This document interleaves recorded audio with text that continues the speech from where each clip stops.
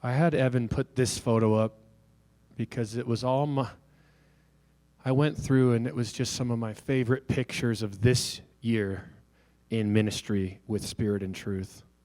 All of those pictures are from, I apologize now, last year, 2024. Those are all from 2024. In ministry with you guys, some of our favorite memories, from the Let Us Worship outreach to the Father's Day that Jim brought all the young men up. Look at that. That's amazing. To the kids rushing the baptismal. How can we forget this? Nehemiah's manhood, Doug's exhorting him right there in that picture. And the deacons praying over Brendan. I see a ministry call in his life. Excited to see where that goes. And obviously so many worship moments and the outreach with Every Heart, Thanksgiving table, the youth group, first year having a youth group, and to the bottom right, what it's all about is seeing people commit their life to Jesus through water baptism. I'm just blown away what God did last year. And, as you guys know, last Sunday I shared about our transition. Bethany and I will be moving to Rapid City, South Dakota this summer. It's something that we truly believe God has led us to, and I laid out last week all of the confirmations. And it was a little bit more matter of fact, and here's what God is doing, because I knew if I'd let the emotions come, they would, and today they probably will. But I want you to know we empathize. I wanted to have another conversation with you guys, with Bethany present since she was sick with the kids last week, for you to hear our hearts. It's one thing to hear the facts. Here's what God has done, and here's all the confirmations, and here's why we believe this is God. And if you didn't hear that, you can go back and watch it. We have a private YouTube link. I don't necessarily want it public for everyone, but I will share it privately if you want it. I also put it in the email that I sent to the church this week. You can see all the confirmations, and it really is the Lord that's doing this and calling us to pastor Open Bible Church, Rapid City. But today's not about all the facts and how we know it's the Lord. Today is about our heart and our love for you guys and how much you're going to be missed. And next week, Pastor Derek will be here, and it will be about what now? Where do we go from here? So now that you've heard the news and you've heard our heart, hopefully today, you can hear a little bit about the future of where does Spirit and Truth go and what's the process for finding the next lead pastor couple. And so please come next week. Bring your friends. If there's a service you don't want to miss, Q1 of Spirit and Truth, it is next week. We're going to appoint Robert and Jim. We're going to have Pastor Derek here. He's always just exciting to have as a guest speaker, but he's also going to be doing a little Q&A time and have some family meeting with you. So please come next week. Bring a friend next week. And I want to make sure people are informed of what's going on. It's hard in a small church when a few people are gone or sick, and then you do these very important updates, and then they feel like, hey, we missed out. It's like, well, yeah, you got to come. You got to come to hear these things. So make sure people are there next week. Honey, I just want to hear from you, and we can read this letter, but what has God been doing in your heart in this transition? I know you've been weepy for a long time, just knowing that it's coming and that God was confirming it. But I'd just love to hear from your perspective, because we're in agreement. And I think that's one of the signs for me that this is God, is like, I'm not dragging you into this. And would you just share a few words on how do you know this is the Lord, and also your love for the people and how you're going to miss them and how this is hard for us. It's not even necessarily our first choice or what we want. It's something that we're doing out of obedience to God. Hi. I'm not sure I can talk very well. I just love you so much. This church plant has been the greatest honor, just to be able to love you guys and partner in ministry and see people's lives transformed. Started in our living room in COVID. when churches were shutting down and distancing and wearing masks, and we were like, the church is the hope of the world, and we believe that with our whole heart. Capital C Church is the hope of the world, and we didn't want to give up meeting together and being together and encouraging the body and seeing lost saved and bringing hope to the world. So, this church has always, from day one, said, Jesus, whatever you want to do, we're going to obey you. Since we became believers, that's been the cry of my heart. God, whatever you want with my life, I say yes to you.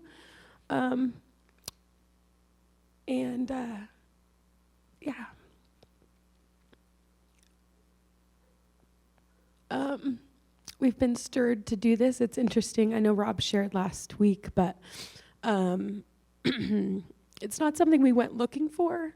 When they presented it, it was like an instant no, which kind of was revealing, because we said, God, whatever you say, our life is yours. And yet we were like, no, Lord, you wouldn't call us to leave what you've asked us to start. And that doesn't make sense. And so anyways, this has been a wrestling. Even I think the first word was like the word to move, which was a year and a half ago. And we were like, that was for sure no. And again, that was a prophetic word. So we're kind of, we test all things anyway. So we're like, we'll see if that's what God's really saying. And then when we went and Rob preached at the conference in South Dakota last summer, and we began praying for this church, it's hard to explain. It just felt like a stirring and again, a wrestling, because it's not what I want. So I'm trying to wrestle out, okay, Lord, what are you speaking in this? And help me to surrender, because my heart is that we would be surrendered fully to whatever God has for our lives. And guys, I've done that every child. I ended up having another one. every move, every big things in our life, it just, Lord, I surrender. It's just been a cry of my heart. So that's just, first of all, I think you need to know this wasn't something we went looking for. This is not some bigger, better thing. This feels like our home. This is our family. This has been the church that we have felt like we could be fully ourselves and just be passionate about Jesus with these people that know us and know all of our good, bad, and ugly of our lives, and have just held our arms up. And so anyways, we continued to pray. And guys, every Sunday I'd come to church and I'd fall more in love with this church. And yet I felt the Lord continue every week was calling us to do this. And so it felt like this just weird tension, because every meeting, every confirmation, we'd pray for specific things, and God would make it abundantly clear, more than we, more than we could ask for. He was just making it so clear.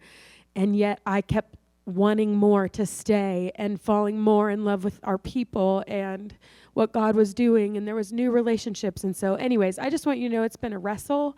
It's been a heart of surrender for us. And I keep, I've had just different mentors that we've been talking to, just reminding me, just like when we started the church, we said Jesus is the lead pastor. It's something that I've said over and over, he is the good shepherd. And my friend kept saying, if he's going to go out of his way to do all of these confirmations to confirm to your heart that this is what he's doing to have you guys move, surely he will do the same for your church. Surely he will cover your church. Surely he cares more about spirit and truth than you do. Surely he will shepherd all of these people better than you ever could. I think that's brought me peace, knowing he is the good shepherd.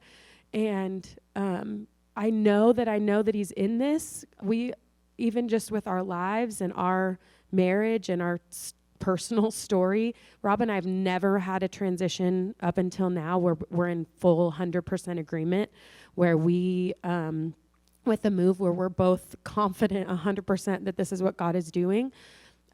Although it does feel like a surrender and a wrestle, and I'm grieving deeply, I also am hopeful, because I believe that God is faithful, and that when he speaks and he confirms, guys, he's greater than the Brays and our family. He's greater than he's going to do, just like Jonathan has preached, more than we could think, ask, or imagine. It's unfathomable. We can't actually even see in our own earthly wisdom what God is going to do in this transition and what he has for the next year, next 10 years, next 20 years. We have no idea. And I just know that he's trustworthy. He's a good father. And he's a good shepherd, and he loves this church. And we did not plant this church in vain. We did not start this church out of our own accord. It was God's leading to do it. And we're not going to move to South Dakota in our own leading. It's God leading us. And so I just want you to trust him. Just trust him as a good father. Surrender to him again. Just like Rob was saying on her knees this morning, God, I'm surrendering again because I walk in here, I'm like, I don't want to leave, Lord. And so I'm just, again, I think it's a wrestle, but knowing he is faithful, he is good, he's worthy of our surrender, he's worthy of following, even when you don't understand. So that's all I have. Come on. Well, and in case anyone from South Dakota does see this, we are excited to come. Well, because I said the same thing last Sunday, and I watched it back. I'm like, ooh, like, it's mixed feelings. You got to understand, like, we're grieving, leaving. And by the way, we're actually not leaving. We're going to be back once a quarter. We're going to stay the church planting directors for the region. We're going to, like, always be in connection with you guys at regional events. We're a part of the same Open Bible family. So we're actually geographically relocating, but staying on the same mission together. Our primary focus will be the church in Rapid City. But I just want, I want you guys to know we are excited about it. We are, in some ways, honored and floored that they picked us to pastor this church in Rapid City. I mean, it's an honor. It is amazing, and we believe it's going to be really healthy for our family. He knows what we want more than we do. We think we want to stay here and stay comfortable because it's what we know. Well, he knows we actually probably want the shakeup and the growth that it produces. We want to be challenged in our leadership, and we want to lead and preach to a new demographic. But there's the other side of us that doesn't want that. You understand what I'm saying? It's mixed feelings. We miss you guys and want to stay and just keep plowing here. So I don't want South Dakota to feel dishonored. We're very, very encouraged, but also grieving the loss while rejoicing the newness of life and new relationships that are going to be born. So, and then I want to read this letter. Yeah, I just want to echo that. Part of what has brought me so much peace is God has orchestrated even the details where, what a gift to have a place you don't want to leave. And not only, we were crying about that. Wow, what a gift. I don't want to leave. And Rob has said, what a gift that God allowed us to start something and build something that we don't want to leave, because we love it so much. But also, I think the beauty of the details of us being a part of the Open Bible family and just the restoration, even with Derek being on our board and being part of Open Bible and the larger church family that he orchestrated way before he even spoke about this move. And just the fact that we get to be family. And like Rob said, I know he mentioned those events, but guys, there are people in the Open Bible family, even Pastor Derek's daughter, who's married to another pastor's son from a different Open Bible church. Like, there's like big, larger Open Bible family connections that are really sweet just to know we will be connected with different events and seeing each other. And it's not a goodbye, and yet I know it's different, but I just wanted to say that's been such a gift for my heart to have the peace of knowing we're going to be back. We're staying connected. This is not some big ministry transition because something bad is happening or we're just leaving you all behind. It's a connection that God is orchestrating that he's in the details of. So I just felt thankful for that. Yes. So I just wanted to read this. I put this together this week. And I'm sure there'll be many more moments and letters. And last night there was a lot of tears, and I'm like just laid out on the ground weeping. My kids are all laying hands on me. You might not always see the emotion in the pulpit because I've already processed it, but there's been a lot of emotion. I just want to read this. Dear Spirit and Truth family, it's with a heart full of gratitude and deep emotion that Bethany and I share the news of our transition to be the new lead pastors at Open Bible Church Rapid City. As we step into this new season, we find ourselves reflecting on the incredible journey that we have had with you all over the past several years. We've been in Fort Collins 7 years, the number of completion. We've rounded out church planting with 4 years. These years have been truly the most enriching, transformative, and fulfilling years of our lives. We're immensely proud of you. We're proud of Spirit and Truth for adoring Jesus and truly worshiping Him. We're proud of you for prioritizing outreach, seeing the lost saved. We're proud of you for not playing church, for fostering authentic community with openness and honesty and transparency. Proud of you for seeking first His kingdom and His righteousness. Proud of you for being all in for God and for His people.